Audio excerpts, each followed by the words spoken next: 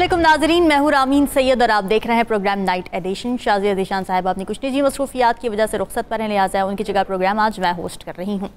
नाजरीन, कहते हैं कि किसी भी जंग या ऑपरेशन में पब्लिक ओपिनियन या पब्लिक सपोर्ट किसी भी आर्मी की असल ताकत हुआ करती है। तो पाकिस्तान में एक तरफ दहशत गर्दी का चैलेंज है तो दूसरी तरफ मुल्क की सियासत तकसीम है, बल्कि यूँ कह लीजिए कि तहरीक इंसाफ, जिसे सबसे पॉपुलर जमात भी कहा जाता है, वो किसी भी मिलिट्री ऑपरेशन के हक़ में नहीं है। मुल्क में हालिया दहशत गर्दी से निपटने के लिए कुछ रोज़ पहले नेशनल सिक्योरिटी कमेटी का एक इजलास बुलाया गया, जिसमें तमाम सियासी जमातों को बुलाया गया था, मगर पाकिस्तान तहरीक इंसाफ और उसकी इत्तेहादी जमातों ने इसका बॉयकॉट कर दिया। JUI और ANP इस इजलास में शरीक तो हुई, मगर जब इस इजलास का एलामिया जारी हुआ तो JUI ने इस एलामिया से इत्तेफाक नहीं किया। सेनेटर कामरान मुर्तज़ा का ये मानना है कि मुश्तरका एलामिया पर हमें एतमाद में नहीं लिया गया। तो सवाल ये है कि एलामिया में ऐसे कौन से निकात हैं जिन पर JUI को एतराज़ है? दहशतगर्दी जैसे मुल्की बका के इशू पर सियासी जमातों में इतनी कन्फ्यूजन क्यों है? हुकूमत ने दहशतगर्दी के साथ सख्ती से निपटने का फैसला तो कर लिया है, मगर पाकिस्तान तहरीक इंसाफ और जमीयत उलमा इस्लाम हुकूमत के साथ सेम पेज पर नज़र नहीं आ रही। JUI के सरबराह मौलाना फजलुर रहमान का तो ये मानना है कि जंग अफगानिस्तान और पाकिस्तान के लिए मुफीद नहीं, अगर हम जंग के लिए आगे बढ़ रहे हैं तो कदम रोक लेने चाहिए। तो फिर सवाल ये है कि हमने अफगान हुकूमत को बार बार वार्न करके देख लिया है, मगर अफगान हुकूमत अपनी सरजमीन दहशतगर्दी के इस्तेमाल से रोकने में नाकाम नज़र आ रही है। अक़वाम मुत्तहिदा की रिपोर्ट में भी ये इंकशाफ सामने आया कि कलअदम TTP को अफगान तालिबान की लॉजिस्टिक और फाइनेंशियल सपोर्ट हासिल है। तो क्या ऐसे में हमें सख्त पॉलिसी नहीं अपनानी चाहिए? दूसरी तरफ वज़ीर आला KP अली अमीन गंडापुर साहब भी मुल्क में दहशत गर्दी बढ़ने का इल्ज़ाम हुकूमत की गलत पॉलिसियों को दे रहे हैं। उनका मानना यह है कि तालिबान से मुज़ाकरात के लिए 2 बार जिरगा भेजने का फैसला किया, मगर वफाकी हुकूमत TORs की मंजूरी नहीं दे रही। अली अमीन का ये भी मानना है कि अफगान तालिबान से मुज़ाकरात का टास्क उन्हें दिया जाए, क्योंकि मौलाना फजलुर रहमान का तालिबान में असर व रसूख पहले जैसा नहीं रहा। जहाँ सवाल ये कि क्या KP हुकूमत को तालिबान से मुज़ाकरात की इजाज़त देनी चाहिए, तो वहीं ये सवाल भी है कि PTI के आधे लोग मौलाना से इत्तेहाद और आधे उन पर तनकीद क्यों करते हैं? ये PTI की कोई हिकमत अमली है या फिर डिसिप्लिन की कमी का नतीजा है? इस पर JUI क्या सोच रही है? सवाल फिर ये भी है कि क्या PTI ने JUI के तहफ़्फ़ुज़ात दूर कर दिए हैं? अपोजिशन इत्तेहाद कब तक बनेगा? क्या इस नाजुक मोड़ पर अपोजिशन को एहतजाज के बजाय दहशतगर्दी के इशू पर एक पेज पर नहीं होना चाहिए?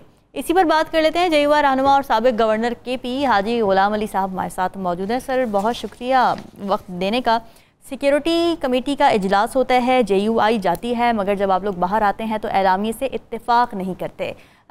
वो कौन से पॉइंट्स हैं जिस पर JUI की तरफ से कंसेंसस नहीं हुआ? बिस्मिल्लाहिर्रहमानिर्रहीम, बहुत शुक्रिया। क्योंकि आजकल ये है एक अहम मौजू है।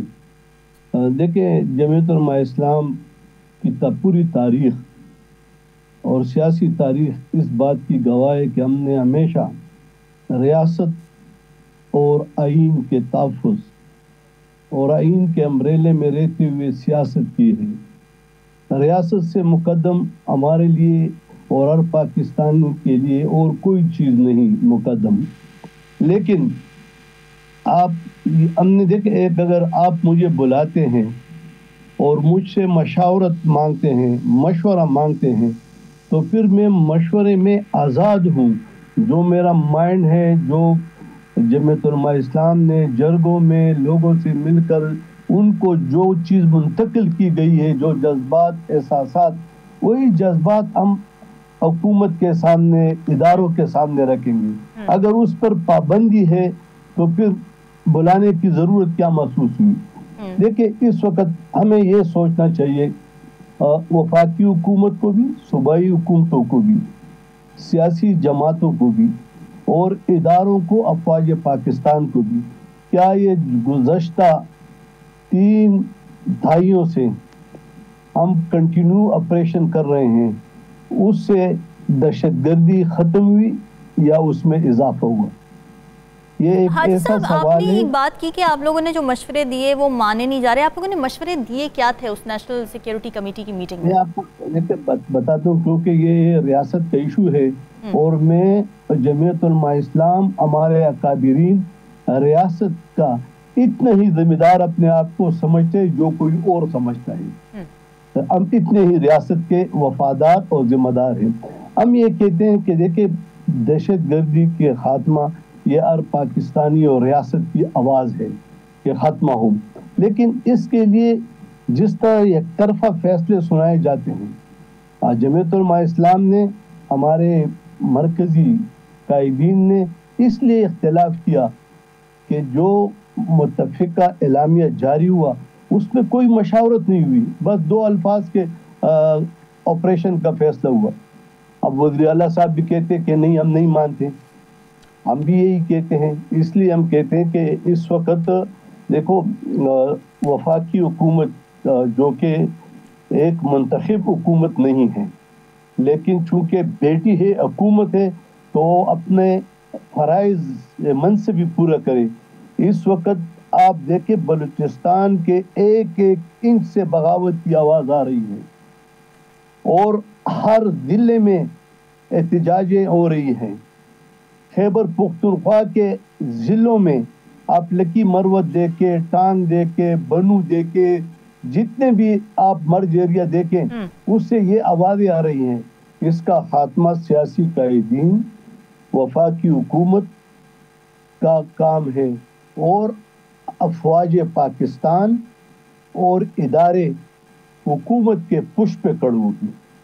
اور حکومت کی جو پالیسی ہے، ایک پالیسی یہ بھی دیکھ لیں کہ بیٹھ کے پورے دل سے 2-3 دن اس پہ بحث کی جائے. اچھا لیکن دیکھیں نا حاجی صاحب، جو اعلامیہ بھی سامنے آیا اور حکومت بھی مسلسل یہ کہہ رہی ہے کہ ہم نے کسی نئے آپریشن کی بات نہیں کی ہے، جو پرانے آپریشنز چل رہے تھے، نیشنل ایکشن پلان جو پہلے سے چل رہا تھا اس کو کچھ موڈیفائی کر کے اس کو امپلیمنٹ کیا جائے گا. نئے آپریشن کی بات تو نہیں سامنے آ رہی.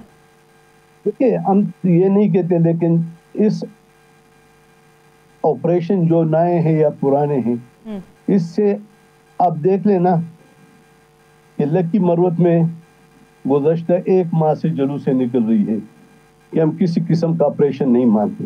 تو کیا ہم اب یعنی خود ہی پلیٹ میں خدا نخواستہ ریاست کو نقصان پہنچانے کا ایجنڈا دے دیں؟ یہ ریاست ہماری ہے، یہ 25 کروڑ عوام کی ہے.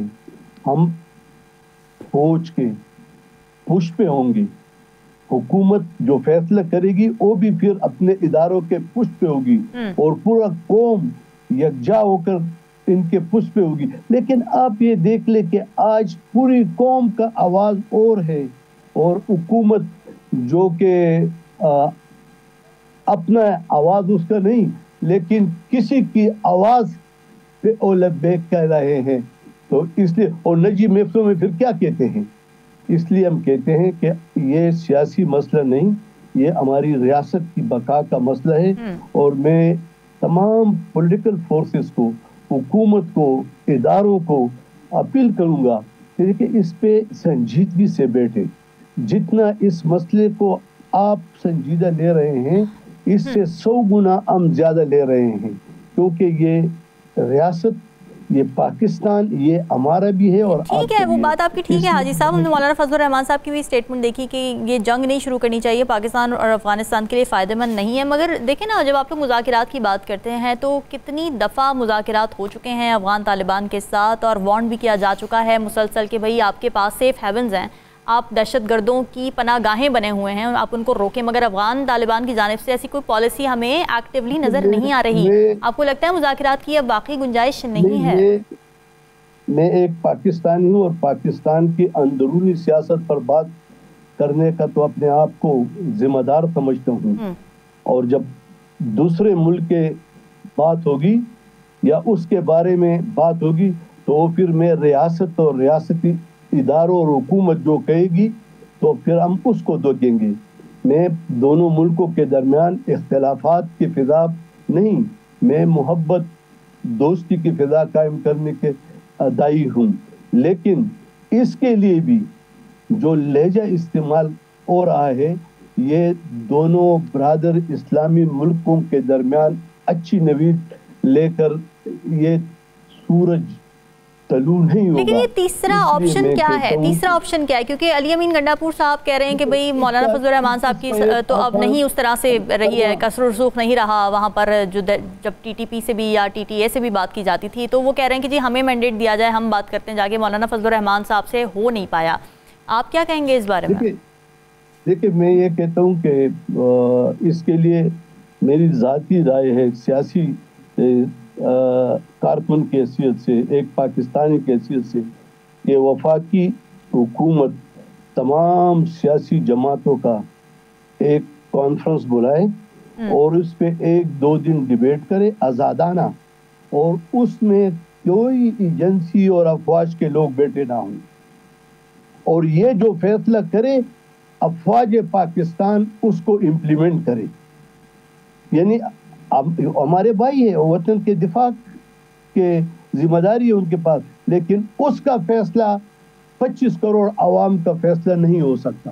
اس لیے ہم کہتے ہیں کہ ہم نے مل کر، اور پھر جب اس کا جو نچوڑ نکلے پھر ان اداروں کے سربراہان کو بھی بلائے اور پھر ان کے ساتھ کچھ مشران بٹھائے کہ یہ نچوڑ ہے، اس کے بارے میں آپ ہمیں بتا دو. تو ہو سکتے ہو کوئی اچھی تجویز دے دے یا یہ تجویز اچھی ہو، لیکن فی الحال جنگ جو ہے وہ پاکستان، یعنی جو آرمی چیف صاحب کی جانب سے کہہ دیا گیا ہے کہ اب ہم نے ہارڈ سٹیٹ بنانا ہے، آپ اس پالیسی سے ابھی متفق نہیں ہیں؟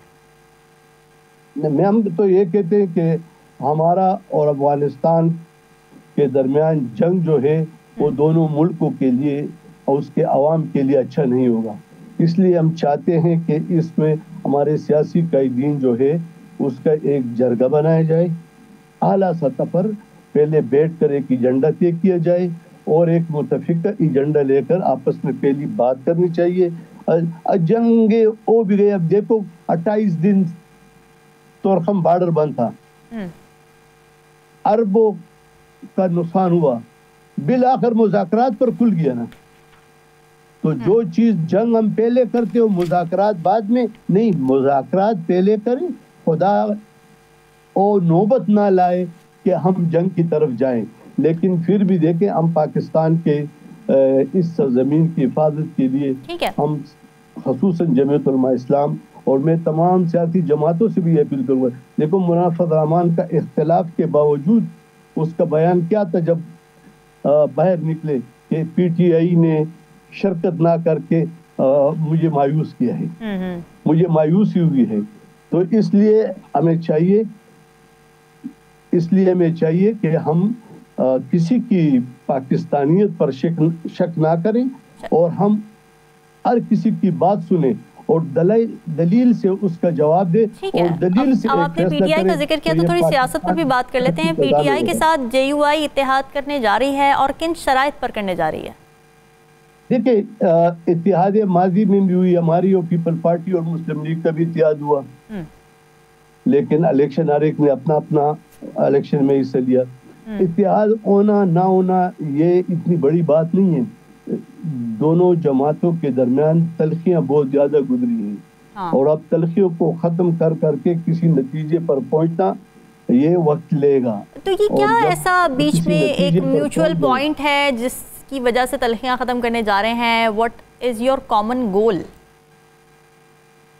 نہیں دیکھیں، ہمارا ہر کوئی سیاست میں اپنے مفاد کی بات کرے گا، لیکن یاد رکھیں جمعیت علماء اسلام کی مفاد ریاست ہے، ریاست کی ترقی ہے، عوام کی ترقی اور خوشحالی ہے اور جمہوریت کی بحالی ہے. اس کے لیے ہم کوشش کر رہے ہیں اور ہم یہ بھی کوشش کر رہے ہیں کہ جمہور کا فیصلہ مانا جائے. دیکھیں الیکشن پر تمام لوگوں کے اعتراضات ہیں کہ الیکشن یعنی پی ٹی آئی کا بھی، مسلم لیگ کا بھی، پیپلز پارٹی کا بھی، الیکشن کے دوسرے دن آپ بیانات اٹھا لے، سب نے کہا کہ یہ لیکن جے یو آئی کے جہاں تحفظات ہیں وہ کے پی گورنمنٹ، وہ کے پی کا صوبہ ہے اور کے پی میں تو پی ٹی آئی کی حکومت ہے، تو جن سے آپ لوگوں کو اعتراضات ہیں، جن سے تحفظات ہیں، ان کے ساتھ کیسے آپ بنائیں گے ایک اتحاد؟ دیکھیں ہمارا نہیں ہو یہ ہمارا پی ٹی آئی کے ساتھ نہیں، ہم یہ کہتے ہیں کہ آزادانہ، منصفانہ، غیر جانبدارانہ الیکشن ہو، جمہور جو فیصلہ کرے اس کو تسلیم کیا جائے. اس سے پاکستان ترقی کرے گا اور ادارے بھی ترقی کریں گے. اچھا، تو آپ لوگ ابھی یعنی آپ یہ ابھی تک کنفرم نہیں کر پا رہے ہیں کہ پی ٹی آئی کے ساتھ عید کے بعد آپ لوگ سڑکوں پر ہوں گے یا نہیں؟ نہ ابھی ایسا کوئی فیصلہ نہیں ہوا، لیکن مرکزی جماعت جو ہے وہ ان سے بات چیت کر رہی ہے، اور جو فیصلے بھی مرکزی جماعت کر لے گا وہ سب کے لیے قابل قبول ہوگا. اور مرکزی جماعت پاکستان کی موجودہ سیاسی صورتحال، پاکستان کی معاشی عدم استحکام اور پاکستان میں ہر جگہ سے یہ جو آوازیں اٹھ رہی ہیں، تو ہم اپنی ذمہ داری سمجھتے ہیں کہ اس کا خاتمے کے لیے ہم حکومت اداروں کے ساتھ تعاون کریں، لیکن وہ تعاون تب ممکن ہوگا کہ ہماری بات تمام سیاسی جماعتوں کی بات آزادانہ طور پر سنیں، دلیل سے جواب دے اور دلیل کو مد نظر رکھ کر کوئی متفقہ فیصلہ کریں. کیا جے یو آئی نے کوئی ان ریٹن گارنٹیز مانگی ہیں پی ٹی آئی سے؟ نہیں، ایسی کو دیکھیں سیاسی جماعتیں کوئی یہ گارنٹی نہیں ہے، یہ تو حالات جو تقاضا کرتی ہے اس وقت، لیکن آئین مقدم ہے نمبر 1، اس پہ کوئی سمجھوتا نہیں.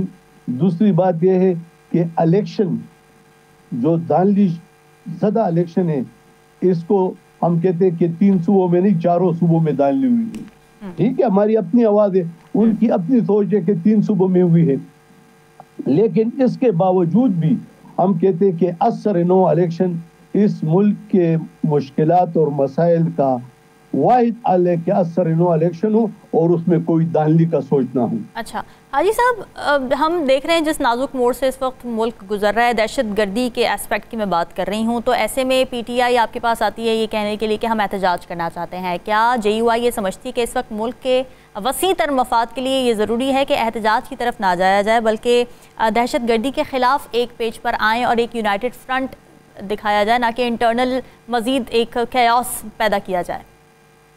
دیکھیں، اختلافات کے باوجود بھی آپ نے مولانا فضل الرحمان صاحب کا سٹیٹمنٹ سنا بھی ہوگا اور دیکھا بھی ہوگا کہ سیاسی لوگوں کو جیل میں نہیں ہونا چاہیے، ان کو باہر ہونا چاہیے. یعنی ہمارے پی ٹی آئی کے ساتھ بہت زیادہ اختلافات ہیں، لیکن اس کے باوجود بھی کہا ہے کہ سیاسی لوگوں کی جو ہماجگاہ ہے وہ جیل نہیں ہونی چاہیے، اس کو ملک کی سیاست میں رول ادا کرنا چاہیے.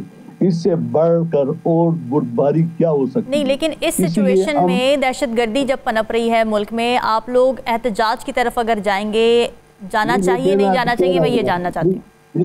دیکھیں، جب کسی سیاسی جماعت کا یا عوام کا کوئی بات سننے کو تیار نہ ہو، تو یہ ہم ہے کہ آج تک احتجاج کی سیاست کو ہم پروموٹ نہیں کر رہے ہیں، لیکن تنگ آمد پر جنگ آمد پھر تو مرکزی جماعت جو فیصلہ کرے گی، چاہے وہ پی ٹی آئی کے ساتھ احتجاج کرتی ہے، چاہے انڈیپینڈنٹ انداز میں احتجاج کرتی ہے، لیکن احتجاج کرے گی. تو اس لیے ہم کہتے ہیں کہ ریاست، وفاقی حکومت اور باقی ادرات بھی انا کو دفن کر کے ملک کی ترقی کے لیے اختلافات کا خاتمہ کر کے آگے بڑھنا چاہیے. ریاست میں تب امن آئے گا کہ ہم اپنے اختلافات کو ختم کر کے اس کی ترقی کے لیے سب کو ایک میز پہ بٹھائیں. بہت شکریہ حاجی غلام علی، سابق گورنر کے پی موجود تھے، جے یو آئی کو ریپرزینٹ کر رہے تھے. آپریشن کے حق میں نہیں ہیں کے پی میں، مگر مل کر ایک یونائٹڈ فرنٹ پیش کرنے کی بات کر رہے ہیں، پولیٹیکل کنسنسس کرنے کی بات کر رہے ہیں. بہت شکریہ آپ کا. واپس آئیں گے ایک بریک کے بعد. اسٹے ود اس.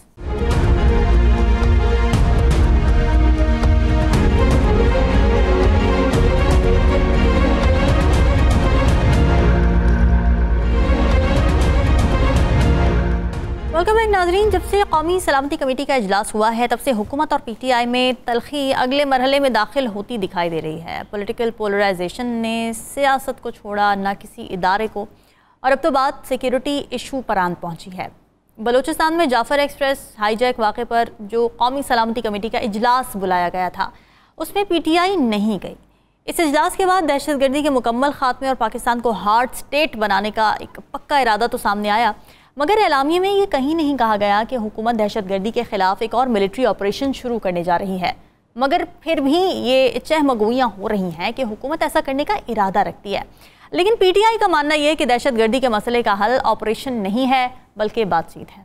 وزیر اعلیٰ کے پی علی امین گنڈاپور نے صوبے میں آپریشن کی مخالفت کرتے ہوئے کافی سخت سٹانس لیا اور یہ کہا کہ کے پی میں کسی صورت آپریشن کی اجازت ہم نہیں دیں گے، جس پر حکومت کا بھی سخت رد عمل سامنے آیا.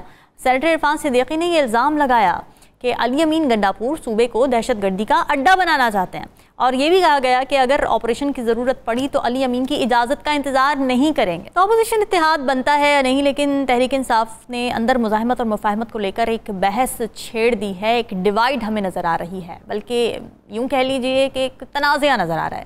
خبریں آ رہی ہیں کہ پی ٹی آئی کے کچھ رہنما اتحادیوں کے ذریعے عمران خان کو قائل کرنا چاہتے ہیں، کس بات پر کہ اگر ریلیف چاہیے تو جارحانہ طرز سیاست چھوڑنا پڑے گا، سوشل میڈیا کو بھی چپ کروانا پڑے گا۔ مگر ساتھ یہ خبر بھی ہے کہ محمود خان اچکزئی اور علامہ راجہ ناصر عباس نے اس معاملے پر بیچ میں آنے سے انکار کر دیا ہے۔ تو سوال یہ اٹھتا ہے کہ ایسے میں پی ٹی آئی کی لیڈرشپ کے پاس اب کیا آپشنز بچے ہیں؟ دوسری طرف وزیر اعظم کے سیاسی مشیر ہیں رانا ثناء اللہ صاحب، جنہوں نے ایک بڑی سٹیٹمنٹ دی ہے کہ اگر عمران خان 9 مئی پر معافی مانگ لیں تو رہائی ہو سکتی ہے۔ حکومت کی طرف سے یہ آفر ایک ایسے وقت میں سامنے آئی ہے جب پی ٹی آئی عید کے بعد سڑکوں پر آنے کا اعلان کر چکی ہے۔ تو سوال یہ ہے کہ کیا پی ٹی آئی کی لیڈرشپ عمران خان سے کوئی لچک دکھانے کی درخواست کر سکتی ہے؟ عید کے بعد احتجاج ہوگا یا پھر بیچ بچاؤ؟ اسی پر بات کر لیتے ہیں۔ ہمیں جوائن کر رہے ہیں سینئر تجزیہ کار ماجد نظامی صاحب۔ سر بہت شکریہ شو میں ہمیں جوائن کرنے کے لیے۔ اب پی ٹی آئی کی جو ایک ملٹری آپریشن کو لے کر ریزسٹنس ہے کے پی میں بہت ایویڈنٹ ہے، مگر حکومت اسے طالبان ایڈوکیسی کا نام دے رہی ہے، آپ کیسے دیکھتے ہیں اس کو؟ بہت شکریہ۔ اس وقت چونکہ نیشنل سیکیورٹی کے معاملے کے اندر ایک داخلی سیاست کا ایلیمنٹ بھی آ گیا ہے، تو اس لیے دونوں چیزیں مکس ہو رہی ہیں، اور جو سب سے متاثرہ صوبہ ہے خیبر پختونخوا، اس میں تحریک انصاف کی حکومت ہے جو کہ وفاق کے ساتھ سامنے آ کے بات کرنے سے گریزاں ہے، تو اس لیے سچویشن تھوڑا پیچیدگی کی طرف جاتی نظر آ رہی ہے۔ معاملہ اس میں اس لیے بھی گمبھیر ہے کہ مسلم لیگ نون کی جانب سے جب قومی سلامتی کمیٹی کا اجلاس طلب کیا گیا اور اس میں تمام بات چیت ہوئی، تو حکومت کی جانب سے ایک قدم آگے بڑھاتے ہوئے اپوزیشن جماعتوں کو اس کے اندر شامل کرنے کے لیے کام کرنا چاہیے تھا، جو کہ نہیں کیا گیا، اور اسی وجہ سے تحریک انصاف چونکہ اپوزیشن میں ہے تو اپوزیشن جماعتوں کے پاس تو صرف مطالبات ہوتے ہیں، گورنمنٹ کے پاس آفرز ہوتی ہیں، پیشکشیں ہوتی ہیں، وہ آپ کے مطالبات کو پورا بھی کر سکتے ہیں، ان کے اندر سے کچھ نہ کچھ اگر مگر کے ساتھ سچویشن بہتر بھی کر سکتے ہیں۔ تو اس لیے اگر حکومت یہ چاہتی ہے کہ وہ اس مسئلے کے اوپر کام کرے، تو میرا خیال ہے کہ قومی اتفاق رائے سب سے پہلا قدم ہونا چاہیے۔ اگر قومی اتفاق رائے نہیں ہوگا تو پھر ہم یہ دیکھیں گے اور یہ خدشہ ہوگا کہ اس سارے معاملے کے اندر جو پازیٹیو ریزلٹس ہیں یا جو جلدی نتائج اخذ کرنے کی خواہش ہے وہ نہیں ہو سکے گی۔ ہمارے سامنے 2014 اے پی ایس ہے، جس سانحے کے بعد تحریک انصاف اور مسلم لیگ نون ایک جگہ بیٹھے، نیشنل ایکشن پلان بنا، اس کے بعد ہم نے دیکھا کہ چونکہ ایک اتفاق رائے موجود تھا، پھر ملٹری اسٹیبلشمنٹ نے جو بھی آپریشنز پلان کیے، تو دونوں طرف سے ایک پیج پر بیٹھے آ کے نظامی صاحب، لیکن پرابلم یہی ہے، اور یہ میں آپ سے بھی جاننا چاہتی ہوں کہ آپ کا کیا انالیسس ہے اس بات پر کہ ویسے تو کوئی نئے آپریشن کی بات ہوئی نہیں ہے ابھی تک جو اعلامیہ سامنے آیا، مگر چہمگوئیاں اور یہ آپریشن کو لے کے پی ٹی آئی کی ریزسٹنس کی وجہ کیا آپ کو نظر آتی ہے؟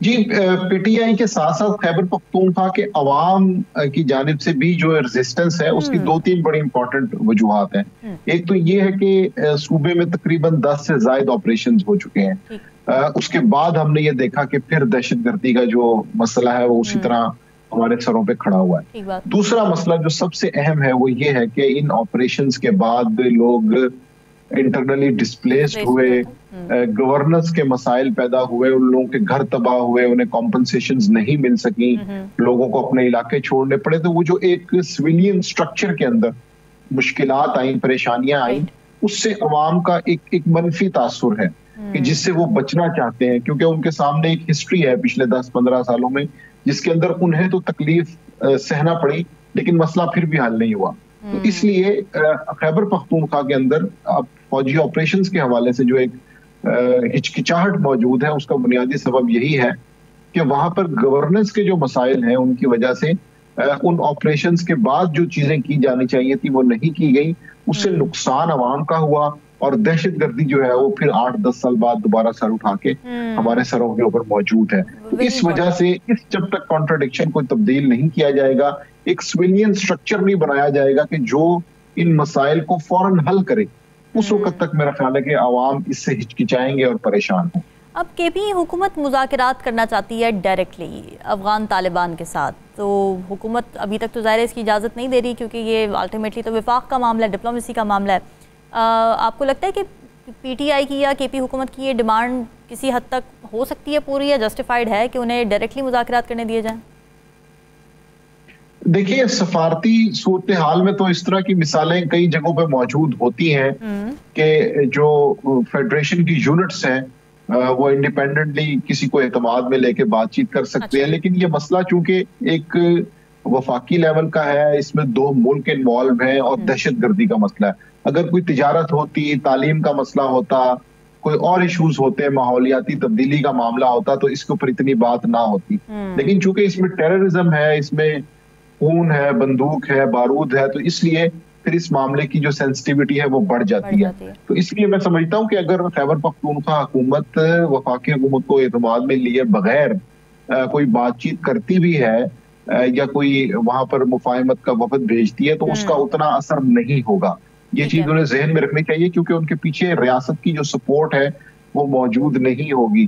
تو اس لیے اگر وہ انڈیپینڈنٹلی کوئی بات کرتے بھی ہیں تو وہ ایک بڑی خبر تو بن جائے گی، لیکن اس کے بعد یہ توقع رکھنا کہ اس سے کوئی حالات بہتر ہوں گے یا مسئلہ حل ہو جائے گا، مجھے ایسا نہیں لگتا، کیونکہ صوبائی حکومت بہرحال 4 صوبوں کی طرح وہ ایک یونٹ ہے، وہ ایک حصہ ہے۔ جب تک اسے ریاست کی اسٹیبلشمنٹ کی ملٹری کی سپورٹ نہیں حاصل ہوگی، اس وقت تک یہ چیز ریزلٹ اورینٹڈ نہیں ہو سکتی۔ ہاں ایک آدھ مہینے خبروں میں آپ آ جائیں گے، ہیڈ لائنز بن جائیں گی، مسلم لیگ نون سے آپ کی ایک لڑائی سی جاری رہے گی، لیکن کیا اس کا مثبت نتیجہ نکلے گا، مجھے ایسے نہیں لگتا۔ آپ کو کوئی بیچ کا راستہ اس معاملے میں نظر آ رہا ہے؟ کیونکہ دونوں طرف سے بڑی جارحانہ اسٹیٹمنٹ سامنے آ رہی ہیں۔ سینیٹر عرفان صدیقی نے کہا کہ بھئی علی امین گنڈاپور صاحب جو ہے نا وہ کے پی کو دہشت گردی کا اڈا بنانا چاہتے ہیں، اس لیے اجازت نہیں دے رہے، اور پھر انہوں نے یہ بھی کہہ دیا کہ علی امین گنڈاپور کی اجازت کی ہمیں ضرورت نہیں ہے، اگر ہم نے آپریشن کرنا ہوا تو ہم ویسے ہی کر لیں گے ان کی اجازت کے بغیر۔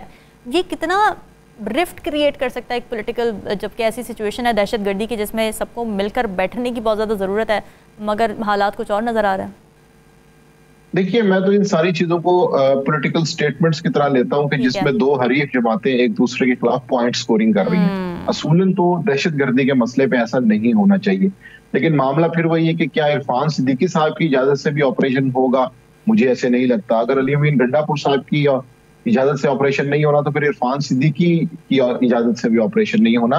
اس کے لیے جو نیشنل کنسنسس ہے، ملٹری اسٹیبلشمنٹ ہے، ان کے جو ڈیسیژنز ہیں وہ زیادہ امپورٹنٹ ہیں۔ اس لیے میرے خیال میں اس پولیٹیکل پوائنٹ سکورنگ کو ایک سائڈ پہ رکھتے ہوئے اس حوالے سے جو ایپکس کمیٹی کے اندر جو بات چیت ہوتی ہے وہ میرا خیال ہے کہ زیادہ اسے اہمیت دینی چاہیے، ویٹیج دینی چاہیے۔ ٹاک شوز کے اندر، پریس کانفرنسز کے اندر تو دوسری جماعتیں ایک دوسرے کے خلاف پوائنٹ سکورنگ کرتی رہتی ہیں، تو اس لیے اس طرح کے جو بیانات ہیں ان کو میں اس طرح سے کوئی سنجیدہ نہیں لیتا یا ان کا کوئی ایسا امپیکٹ نہیں دیکھتا کہ جس کی وجہ سے یہ سارا پروسیس جو ہے وہ ڈیریل ہونے کا خطرہ ہو۔ ہاں ایپیکس کمیٹی کے اندر اگر کوئی اختلاف ہوتا ہے، وہاں پہ کوئی بات ہوتی ہے، اس کو دیکھ کے ہم یہ اسیس کر سکتے ہیں، جج کر سکتے ہیں کہ ہاں اب حکومت میں، وفاق میں اور صوبے میں کوئی مسئلہ ہے۔ اگر وہاں پہ کوئی ایسا ایشو نہیں ہے جو کہ اب تک سننے میں نہیں آیا، تو اس کے باہر جو چیزیں ہیں میرا خیال ہے وہ سیاسی بیانات کی حد تک ہیں۔ اچھا، پی ٹی آئی کا اور خان صاحب کا اس تمام تر صورتحال میں رویہ، ساتھ ہی ان کا پولیٹیکل فیوچر، کیونکہ این ایس سی میٹنگ میں پی ٹی آئی شرکت نہیں کرتی، پھر آپریشن کی اجازت کے اوپر ریزسٹ کر رہی ہے، پھر احتجاج کی کال دے رہی ہے، عید کے بعد سڑکوں پر آنے کا اعلان کر رہی ہے۔ مفاہمت، مزاحمت، کون سا آپشن اڈاپٹ کرنا چاہیے پی ٹی آئی کو؟ کیونکہ پی ٹی آئی نے ابھی تک جتنے بھی احتجاج بھی کیے یا مزاحمت بھی دکھائی، اس کا ابھی تک کوئی ہمیں اینڈ رزلٹ نظر نہیں آیا in favour of P T I. کیا ضرورت ہے اس وقت پی ٹی آئی کو؟ کس طرح کی پالیسی کی ضرورت ہے آپ کی نظر میں؟ جی مجھے تو ایسا لگتا ہے کہ تحریک انصاف کو سب سے پہلے اپنی جو داخلی صفحے ہیں ان کو اثر نو مرتب کرنے کی ضرورت ہے، اور انہیں اپنی پالیسی، اپنے گروپس کو ایک ڈیسیژن دینا ہے کہ ہم نے کس اسٹریٹجی کو آگے لے کے چلنا ہے، کیونکہ احتجاج کی سیاست ابھی تک تحریک انصاف کی جانب سے کامیاب نہیں ہو سکی۔ اگر ہم اسمبلیاں توڑنے سے لے کر یہ 26 نومبر تک کی جتنی بھی ٹائم لائن کی چیزیں ہیں وہ دیکھتے ہیں تو اس میں تحریک انصاف کو کامیابی نہیں ہوئی۔ تو اس لیے عمران خان اور جو نیچے لیڈرشپ ہے اس کو سب سے پہلے تو یہ سوچنا ہوگا کہ ان کی پارٹی کی اسٹریٹجی کیا ہے۔ کیا وہ صرف ٹائم گین کرنا چاہتے ہیں؟ کیا وہ مفاہمت کی طرف جانا چاہتے ہیں؟ کیا وہ مزاحمت کی طرف جانا چاہتے ہیں؟ اس وقت وہ ایک کنفیوژن میں ہے، اور اس کنفیوژن کی وجہ سے تحریک انصاف کوئی ریزلٹ اورینٹڈ اسٹریٹجی بنانے میں کامیاب نہیں ہو سکی. تو میرا خیال ہے کہ اس طرح کی کنفیوزڈ اپوزیشن تو حکومت کے لیے بہترین ہوتی ہے, کیونکہ حکومت کے مسائل کم ہوتے ہیں, ان کے اوپر پریشر نہیں ہوتا. تو اگر تحریک انصاف یہ چاہتی ہے کہ وہ اپنے لیے کوئی راستہ نکالے, کوئی وے آؤٹ ایسا ہو جس کے اندر سے اسے فائدہ حاصل ہو, تو انہیں اپنی اسٹریٹجی کو بنانا پڑے گا. ابھی یہ کہنا کہ جی ان کی اسٹریٹجی کیسی ہے, مجھے نہیں لگتا. ابھی جس طرح یہاں پہ بات ہوئی کہ راجہ ناصر عباس نے اور محمود اجدزئی نے اس معاملے میں ان کا ساتھ دینے سے انکار کر دیا ہے, اس سے پتہ چلتا ہے کہ اس وقت اعتماد کا مسئلہ بھی تحریک انصاف اور دیگر جماعتوں میں ہے. تو اگر تحریک انصاف اپنی اسٹریٹجی بنانا چاہتی ہے تو اسے اپنی صفوں میں دیکھنا ہوگا, اور پہلے خود انہیں ایک خود احتسابی کے ساتھ یہ طے کرنا ہوگا کہ انہوں نے اگلے 6 ماہ میں کیا کرنا ہے. بالکل ٹھیک ہے. سینئر تجزیہ کار ماجد نظامی صاحب ہمارے ساتھ موجود تھے. بڑی امپیریکل انسائٹس انہوں نے ہمارے ساتھ شیئر کی, اور انالیسس وہ یہی کر رہے تھے کہ پی ٹی آئی کو اس وقت اپنی صفوں میں سب سے پہلے تو درستگی کرنے کی ضرورت ہے. واپس آئیں گے ایک بریک کے بعد. اسٹے ود اس.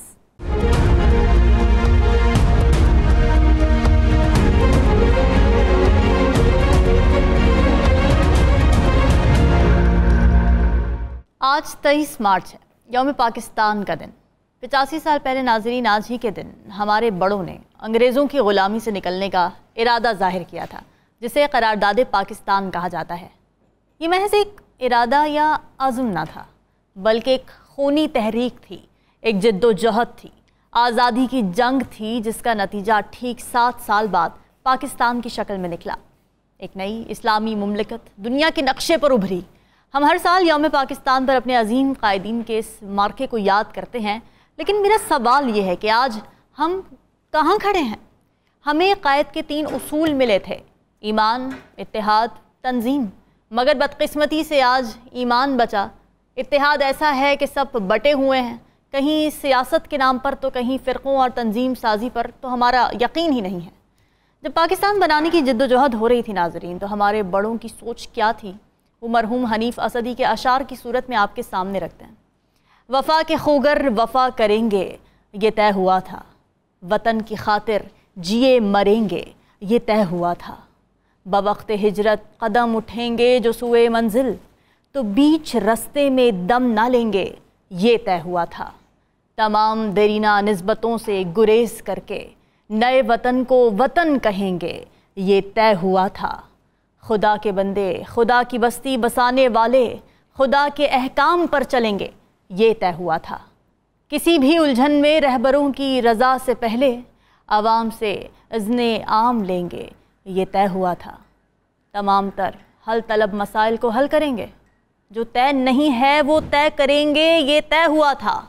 سوال پھر وہی کہ آج ہم کہاں کھڑے ہیں.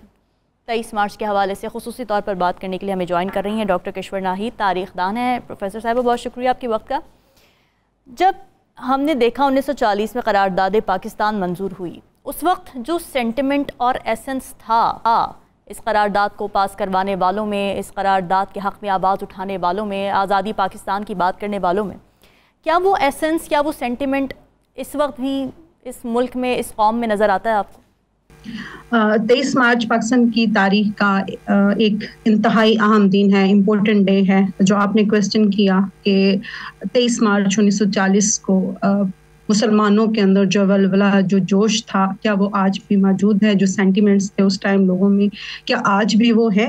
تو آئی ایم ویری سوری, مطلب افسوس ہوتا ہے یہ کہتے ہوئے کہ ہم نے ملک کو جس مقصد کے لیے حاصل کیا تھا, اور جو تھیری, جو نظریہ, جو ہمارے خیالات تھے, آج ہم ان سے کہیں دور جا چکے ہیں. شاید اس کی ایک بڑی وجہ یہ ہے کہ ان لوگوں نے وہ مصیبتیں دیکھیں, وہ دکھ جھیلے, انہوں نے ایک یونائٹڈ انڈیا کے اندر, بر صغیر کے اندر رہنے کا مسلمانوں نے دکھ جھیلا. انہیں اس چیز کا احساس تھا کہ یونائٹڈ انڈیا کے اندر وہ اپنی زندگی کو اسلامک رولز, پرنسپلز اور قرآن و سنت کے مطابق نہیں گزار سکتے, اور مسلمانوں کو اس چیز کا اس ٹائم احساس تھا کہ وہ بر صغیر کے اندر محکوم بن کے رہ گئے ہیں. وہ جانتے تھے کہ وہ جمہوریت پوائنٹ آف ویو سے یا جمہوری نقطۂ نظر سے بھی وہ ایک منورٹی ہیں. نہ ان کے فنڈامنٹل رائٹس ہیں, نہ ان کے پولیٹیکل رائٹس ہیں, نہ ان کے کانسٹیٹیوشنل رائٹس ہیں, نہ ان کے ریلیجیس رائٹس ہیں. بیسک فنڈامنٹل رائٹس سے ان لوگوں کو محروم کیا گیا. انہوں نے تمام پریشانیاں, تکلیفیں اس ٹائم جھیلیں, اور انہوں نے اس وقت یہ ڈیسائیڈ کیا کہ ہمیں مزید اب اکٹھا نہیں رہنا اور ہمیں اپنے لیے ایک الگ سرزمین, ایک الگ خطہ بنانا ہوگا, حاصل کرنا ہوگا, جہاں ہم میجورٹی کے طور پر اپنی زندگی کو قرآن و سنت کے مطابق گزار سکیں. جیسے کہ قائد اعظم نے اپنے ایک اسپیچ میں انہوں نے کہا کہ we do not acquire a piece of land, we need a liberty where we judge and experiment ourselves according to the rules of Quran and Sunnah. تو ہمیں کیسی سرزمین چاہیے تھی ایکچولی جہاں ہم اسلام کے مطابق اپنی زندگی کو گزار سکے. اس ٹائم جو محرومیاں تھیں, آج ہمارے پاس وہ محرومیاں نہیں ہیں. اللہ تعالیٰ کا لاکھ لاکھ شکر ہے, ہم آج 5ویں بڑی ایٹمی طاقت ہیں, اور اگر آبادی کے لحاظ سے دیکھیں تو 5واں بڑا مسلم کنٹری ہے. ہمارے پاس آج کیا نہیں ہے؟ ہمارے پاس قدرت کا, اللہ تعالیٰ کا دیا ہوا, اور ہمارے جو بڑے تھے جنہوں نے جد و جہد کی, اپنی زندگیاں اس کے لیے وقف کی اور ہمیں اس مقام تک پہنچایا. ہم نے ان کی جو سٹرگلز تھیں, ان کی جو کوششیں تھیں, کہ ہمارے پاس ریسورسز ہیں, ہمارے پاس ہیومن پاور ہے, لیکن اب دیکھیں نا کہ یہی جو اس آبادی کی ابھی آپ بات کر رہی ہیں, یہی آبادی مسئلہ بن جاتی ہے اس وقت جب اس کو اچھے طریقے سے یوٹیلائز نہیں کیا جاتا. یہی آبادی اس وقت مسئلہ بن جاتی ہے جب بیشتر بچے آؤٹ آف اسکول ہوتے ہیں, چائلڈ لیبر میں ان کو لگایا ہوا ہوتا ہے اور کوئی پوچھنے والا نہیں ہوتا ہے. اسٹیٹ کی رٹ کہیں نظر نہیں آتی ان معاملات پہ. تو ان مسائل کو حل کرنا آپ کو لگتا ہے ہمارے آج کے سیاستدانوں کی ترجیحات ہیں بھی؟ جب پاکستان کی بنیاد رکھی گئی 23 مارچ 1940 کو, بہت سی خواتین اس وقت اس تحریک کے اندر شامل تھیں.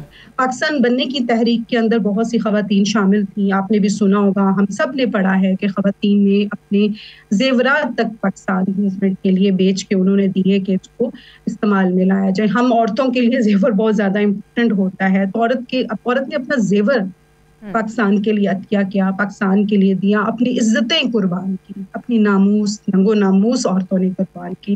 تو کیا آج ہم 2025 میں دیکھیں تو سینٹ میں کتنی خواتین کی ریپریزنٹیشن ہے, قومی اسمبلی میں کتنی ریپریزنٹیشن ہے, اور جتنے بھی قومی ادارے ہیں کتنی خواتین کی ریپریزنٹیشن ہے. ہم نے ایز اے معاشرہ کچھ نہیں سیکھا. اور آپ نے بات کی چلڈرنس آؤٹ آف اسکول, تو ڈیفینیٹلی یہ اتنا بڑا مسئلہ ہے due to the large population. ہمارے ریسورسز اس معاملے میں بہت کم ہیں, اور آئی ایم ویری سوری کہ قائد اعظم نے کہا تھا کہ ہم ایک ویلفیئر اسٹیٹ بنانے جا رہے ہیں. اس کے بعد بھی ہم نے 3-4 ایسے پولیٹیکل لیڈرز ہیں جنہوں نے ویلفیئر اسٹیٹ کی بات کی, لیکن ہم صرف اسٹیٹ کو ہم نے مینٹین کیا, ہم نے ویلفیئر کو چھوڑ دیا. اور ہم ویلفیئر کو یہ سمجھتے ہیں کہ یہ صرف حکومت کی ذمہ داری ہے. میں نہیں سمجھتی کہ یہ صرف حکومت کی ذمہ داری ہے, یہ آپ کی, میری, ہم سب کی ذمہ داری ہے, یہ ہمارے معاشرے کی ذمہ داری ہے. ساتھ ساتھ چلتی ہے تبھی ظاہر ہے ملک ترقی بھی کرتا ہے. لیکن ڈاکٹر صاحب آپ کیونکہ تاریخ دان ہیں تو آپ کی ہم علم سے بھی تھوڑا فائدہ اٹھائیں گے اس موقع پر کہ 1940 میں جب یہ قرارداد منظور ہوئی تھی اس کے 7 سال بعد پاکستان وجود میں آیا تھا. تو تاریخ کے جھروکوں میں اگر جھانکیں تو ہمیں کیا نظر آتا ہے وہ جو 7 سال تھے جد و جہد کے اس قرارداد کے منظور ہونے کے بعد, وہ کیسے تھے, کس نے کتنا پارٹ ڈالا؟ جیسے آپ خواتین کی بات کریں تو اوور آل بھی ذرا سیناریو ڈسکرائب کیجیے گا. بالکل, یہ 7 ایئرس تھے جس کے بعد پاکستان جو ہے وہ فزیکلی ہمارے سامنے آیا. اس میں خواتین کی سٹرگل بہت زیادہ تھی. جتنے ہمارے مرد لیڈرز تھے, رہنما تھے, ان کے ساتھ شانہ بشانہ کھڑی ہوئی. اس میں بہت بڑا نام محترمہ فاطمہ جناح کا ہے, اس کے بعد بہت بڑا نام رانا لیاقت علی خان کا ہے. ہماری بہت سے لوگ, تقریباً 95% ہمارے لوگ یہ نہیں جانتے کہ پاکستان بننے کے بعد رانا لیاقت علی خان نے کس حد تک پاکستان کو سہارا دیا, کس طرح گرلز گائیڈ اور بوائز گائیڈ کے ذریعے انہوں نے والنٹیئرز پورے پاکستان, اس ٹائم جو نیولی پاکستان سے اسے اکٹھے کیے. نہ صرف اس وقت بلکہ 23 मार्च 1940 के बाद भी जो रज़ाकार थे, जिनमें ख़वातीन और मर्द शामिल थे, इनको इकट्ठा करना, यकजा करना, उनके अंदर ये जोश, जज्बा और वलवला पैदा करना, ये सारा उस टाइम जो ख़वातीन थी उन्होंने इसकी ज़िम्मेदारी ली, इसकी रिस्पॉन्सिबिलिटी ली और बड़े अच्छे तरीके से उन्होंने इस रिस्पॉन्सिबिलिटी को निभाया। और वो एक टिपिकल वो ख़वातीन वो नहीं थी कि 4 दीवारी के अंदर रहना, सिर्फ किचन तक रहना, सिर्फ खाना बनाने तक रहना। ये वो ख़वातीन थी जो कि एक पढ़ी लिखी लिटरेरी लेडीज़ थी, ख़वातीन थी जिनको उठना बैठना, जिनको सलीका था, जिनको पता था कि वेस्ट में क्या हो रहा था। वो जानती थी कि फर्स्ट वर्ल्ड वॉर में हमने क्या लूज़ किया, वो जानती थी कि सेकंड वर्ल्ड वॉर में मुसलमानों ने क्या लूज़ किया। वो इन सारी चीज़ों को, हकीकतों को वो समझती थी, इसलिए उसमें उन्होंने अपना एक पार्ट शेयर किया। उन्होंने एक बहुत बड़ी रिस्पॉन्सिबिलिटी अपने कंधों पे ली मेल रहनुमाओं के साथ साथ। और फिर हमें 14 अगस्त 1947 में भी इन ख़वातीन ने हमारा बहुत ज़्यादा साथ दिया। जैसे मैंने रना लियाकत अली खान का बताया, तकरीबन 1.25 करोड़ आबादी पाकिस्तान की बढ़ गई थी पाकिस्तान बनने के बाद। उस 1.25 करोड़ आबादी में बताया जाता है कि 10 लाख उसके अंदर सिर्फ डेड बॉडीज थी। 10 लाख डेड बॉडीज को दफनाना एक बहुत बड़ा क्वेश्चन था, एक बहुत बड़ी रिस्पॉन्सिबिलिटी थी उस स्टेट के लिए, उस रियासत के लिए जिसके पास कुछ नहीं था। तो राना लियाकत अली खान ने अपने रज़ाकारों के साथ मिलकर उनकी कफन दफन का सारा बंदोबस्त किया। और कहा जाता है तकरीबन 30 लाख लोग वांटेड थे, इंजर्ड थे। उनकी मरहम पट्टी भी राना लियाकत अली खान ने अपनी इन्हीं रज़ाकारों के जरिए की। और बहुत इंटरेस्टिंग इसमें स्टोरी है कि ये जो लड़के थे, रज़ाकार जो थे, वो शाम को अपने कत्तों के ऊपर बाल्टियां डालकर गांव-गांव जाते थे, मांगते थे, मांग के लाके रिफ्यूजिस को लाके खाना देते थे। तो देखिए हमने रिफ्यूजिस के साथ हमने अपना क्या पार्ट प्ले किया है। हमने वो जो अपना सब कुछ देने के बाद एक सिर्फ पाकिस्तान के नाम को हासिल करने के लिए यहाँ तक पहुँचे, हम जो यहाँ के सेटलर थे, हमने अपनी क्या रिस्पॉन्सिबिलिटी निभाई है एज अ सोसाइटी, हम बड़े इसमें फेल रहे हैं। और इसमें एक बहुत बड़ा नाम जो राना लियाकत अली खान है, जिन्होंने सेटलर्स को भी बचाया, वो दागदार होने से जिसने हमें बचाया। ख़वातीन का बहुत इम्पोर्टेंट रोल रहा है। और मैं ये चाहती हूँ कि जो 23 मार्च 1940 से लेकर हमने 1950 तक ख़वातीन का एक स्ट्रॉन्ग हमने एक पार्ट शेयर देखा है, उनका एक रोल देखा है। मैं चाहती हूँ कि आज भी वही रोल ख़वातीन जो हैं वो प्ले करें और अपनी रिस्पॉन्सिबिलिटी को समझें, एज अ मदर अपनी रिस्पॉन्सिबिलिटी को समझें, एज अ प्रोफेशनल अपनी रिस्पॉन्सिबिलिटी को समझें और एज अ उस्ताद अपनी रिस्पॉन्सिबिलिटी को समझें। डॉक्टर साहब, मैं यहाँ पे एक चीज़ मैं सिर्फ एक चीज़ ऐड करना चाहूँगी। As a Ustad, as a teacher, मैं हमेशा इस बात को कन्फेस करती हूँ और मैं समझती हूँ दिस इज़ माई रिस्पॉन्सिबिलिटी कि मुझसे जो गलती हुई है एज अ उस्ताद मैं उसको कन्फेस करूँ। हमारे उस्ताद पहले बहुत ईमानदार थे, हमारा उस्ताद बहुत मेहरबान था, हमारा उस्ताद था। आज हमारा उस्ताद सिर्फ प्रोफेशनल रह गया है। जिस दिन उस्ताद करप्ट हुआ उस दिन हमारी कौम करप्ट हुई। तो सबसे पहले उस्ताद को खुद से बेहतर करना होगा, तभी जाके हमारी कौम, हमारी सोसाइटी बेहतर होगी, हमारे अदारे बेहतर होंगे। बिल्कुल ठीक है, बहुत शुक्रिया। डॉक्टर किश्वर नाहिद साहिबा हमारे साथ थी और हिस्टोरियन थी और इस हवाले से वो उस वक्त जो एसेंस था 1940 में जब ये करारदाद मंजूर हुई, उस वक्त जो सेंटिमेंट्स थे उसके ऊपर उन्होंने रोशनी डाली। लेकिन साथ ही ये भी हमें अफसोस से कहना पड़ता है, जैसे कि डॉक्टर साहिबा ने भी कहा, कि वो एसेंस अब हमें नज़र नहीं आता, उसको रिवाइव करने की बहुत ज़्यादा ज़रूरत है। प्रोग्राम से अब तक के लिए इतना ही, मुझे दीजिए इजाज़त। अल्लाह हाफ़िज़।